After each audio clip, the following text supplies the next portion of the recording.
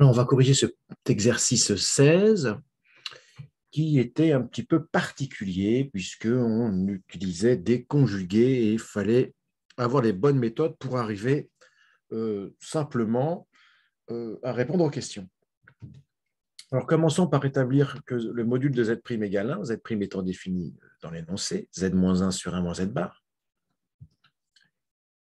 Alors, on calcule le module de z', donc c'est le module de ce quotient. On sait que le module d'un quotient, c'est le quotient des modules. Et puis là, la petite astuce, alors on pourrait poser z égale x plus y, xy dans R carré, faire un petit calcul bourrin et arriver au résultat, mais quand même, on peut y arriver très simplement parce que on va pouvoir virer ce conjugué, parce que si vous vous rappelez dans le cours, le module de z bar, c'est le module de z.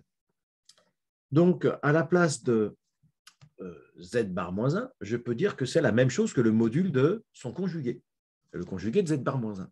Et le conjugué de z bar moins 1, bah, c'est tout simplement z moins 1.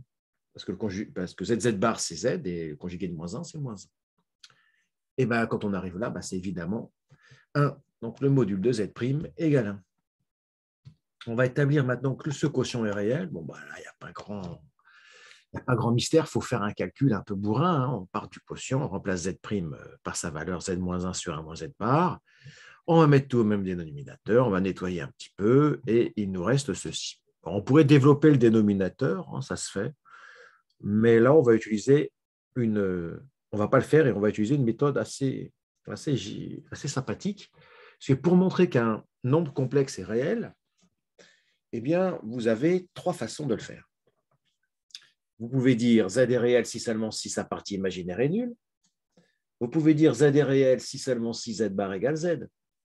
Et vous pouvez dire z est réel si seulement si z égale à 0 ou arc de z égale 0 à pi près. Donc, vous avez trois choix. On choisit la méthode qui est le plus adaptée à l'énoncé. Donc là, dans l'énoncé, vous avez du conjugué. Donc, c'est peut-être la propriété sur les conjugués qu'on va utiliser. Donc, on va utiliser le fait qu'un nom complexe est réel si seulement si il est égal à son conjugué. Calculons donc. C'est très adapté au contexte de l'exercice. Donc, on va calculer le conjugué de notre gros quotient. Donc, c'est le quotient des conjugués, le conjugué de z plus le conjugué de z bar. Donc, ça va nous donner au numérateur conjugué de z plus z, tout simplement, moins 2. On va appliquer le conjugué à chacun des facteurs du dénominateur. Et alors, on va avoir petite pirouette. Donc, z bar, pardon, c'est pareil que z. Alors, petite pirouette ici. On a changé l'ordre. On n'a pas écrit 1 moins z, mais ici z moins 1, ce qui revient à multiplier par moins 1. Et on a changé l'ordre aussi de z bar moins 1. On a mis un moins z bar, ce qui revient aussi à multiplier par moins 1. Et moins 1 fois moins 1, ça fait 1, donc je ne change rien. Et là, j'obtiens mon quotient de départ. À l'ordre près, au dénominateur, c'est d'abord un moins z bar, puis z moins 1. Enfin, la multiplication étant commutative, ça ne change rien. Donc, on a bien prouvé que le conjugué de notre quotient, c'est lui-même. Donc, le quotient, il est réel. C'est la même question, en fait. Il y a des calculs un peu différents pour le 1C. Donc, on calcule z' plus 1 sur z moins 1, met tout au même dénominateur, on nettoie un petit peu, voilà. Et là, on se rappelle qu'un nombre complexe est un imaginaire pur si seulement si son conjugué, c'est moins z. Donc, on va calculer le conjugué du quotient, comme tout à l'heure. Donc, ça va être un petit peu différent au niveau de la conclusion. On va avoir au numérateur z bar moins z.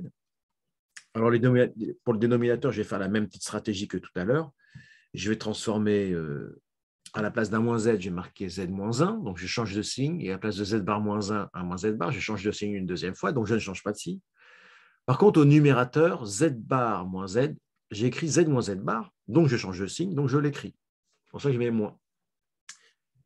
Et donc, le nombre complexe de départ conjugué donne ce nombre complexe, mais avec un signe moins devant son opposé, ce qui veut dire qu'il est imaginaire pur.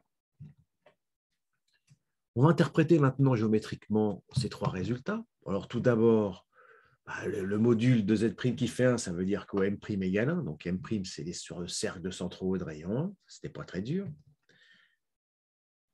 Alors, pour le quotient qui est égal à un nombre réel, on peut utiliser deux arguments, en fait. On peut utiliser deux méthodes. La méthode qui utilise les arguments et la méthode qui utilise la collinarité. Alors, la collinarité, tout d'abord, si le quotient est réel, il est égal à un certain réel que je vais noter K. Donc, Z'-1, c'est K facteur de Z-1. Et ça, c'est exactement une égalité sur des affixes de vecteurs, ce qui nous permet d'affirmer que les vecteurs AM', le vecteur M' est égal à K fois le vecteur AM. Donc AM et M' sont collinéaires, les points sont alignés. Voilà, donc on est sûr d'avoir l'alignement de AM et M'. Alors, si on voulait utiliser les arguments, dire qu'un nombre est réel, c'est dire que soit le nombre il est nul, soit son argument, un de ses arguments, c'est 0 à pi près. Alors, le quotient nul, c'est pareil que de dire Z' égale 1. Z' égale 1, c'est pareil que de dire M' égale 1. Je rappelle que le point A, il est d'affixe 1. Donc, ça prouve bien qu'ils sont alignés, parce que même si M' égale 1, on a l'alignement. Alors, on va quand même traiter le cas particulier. Qu'est-ce que ça veut dire M' égale 1? Ça veut dire que Z' égale 1. Z' égale 1, ça veut dire que cette fraction vaut 1. Donc, en passant tout du même côté, on va avoir Z plus Z bar égale 2. En fait, c'est une équation de droite. Alors, on le voit bien quand on pose Z égale X plus Y, XY dans R carré, Z plus Z bar égale 2, ça va vouloir dire que 2X égale 2. Et donc, X égale 1. Donc, on va l'appeler D, la droite d'équation X égale 1. Donc, si M il est sur la droite d'équation X égale 1, alors M' égale A, forcément. Ça nous servira pour tout à l'heure pour la construction. Mais dans tous les cas, M et M' sont alignés. Alors, pareil pour le nombre imaginaire pur. Donc là, on ne pouvait pas utiliser la collinarité, puisque ce qu'on avait écrit ici, c'est très important d'avoir K réel. Si K n'est pas réel, cette écriture, alors elle a un sens, mais cette écriture n'en a pas. Vous ne pouvez pas dire qu'un vecteur égale un nombre complexe ou un vecteur, pas en terminale. Donc, notre nombre est un imaginaire pur si seulement si un de ses arguments, c'est pi sur 2 à pi près, ou le nombre est nul. Donc, dire que le quotient est nul, c'est dire que Z' plus 1 égale 0. Donc, ça va vouloir dire que M', c'est B. Donc, cet angle de pi sur 2 nous donne une perpendicularité entre la droite AM et la droite BM', ou bien M' égale B, bien sûr, c'est le cas particulier. Alors, on va le traiter, on va dire, ça veut dire quoi M' égale B, en fait? Ça veut dire que Z' égale moins 1. Donc, ça veut dire que ce quotient vaut moins 1. Bon, on va résoudre cette équation. Il n'y a même pas besoin de poser Z machin, puisque à la fin, on obtient Z égale Z bar. Ça veut dire donc que Z est réel, et donc que le point M, il est sur l'axe OX. Donc, si M est sur l'axe OX, M', c'est B. Voilà, tout simplement. Et si M n'est pas sur l'axe OX, M', ce ne sera pas B. Voilà. Et si M' n'est pas B, eh bien AM et BM' sont orthogonaux. Et finalement, au niveau de la construction, on va considérer 3 cas. On pouvait en faire qu'un, le cas général, mais on a fait les cas particuliers finalement. Donc, bien sûr, on va tracer le cercle de centre haut de rayon 1. On sait qu'M' est sur le cercle. On va faire le premier cas. Si M il appartient à OX, alors M' égale B. Voilà. Si M il est sur l'axe OX, l'axe des réels, alors M' c'est B. C'est ce point-là. Boum. Deuxième cas. Si M il est sur la droite D d'équation X égale 1, alors M' c'est A. Alors là, voilà, la droite d'équation X égale 1, la droite verte. Dans ce cas-là, M' c'est A. Et dans les autres cas, donc si M il est ni sur l'axe OX, ni sur la droite D d'équation X égale 1, eh bien, je l'ai pris ici, eh bien, on sait que A et M' sont alignés. Donc, on a pour M' la possibilité, étant donné que M' est aussi sur le cercle rouge, le centre haut de rayon 1 et sur la droite AM, après, il y a deux possibilités. Soit M', il est là où je l'ai représenté, soit c'est le point A, mais ce n'est pas le point A, puisqu'on a vu tout à l'heure que pour que ça soit le point A, il fallait que M soit sur la droite verte d'équation X égale 1. Donc M', il est forcément là. Et on peut rajouter aussi que Ben, on le voit bien parce que BM' et AM, ben, ils sont orthogonaux. Hein. Donc, il était forcément à cet endroit-là, M'.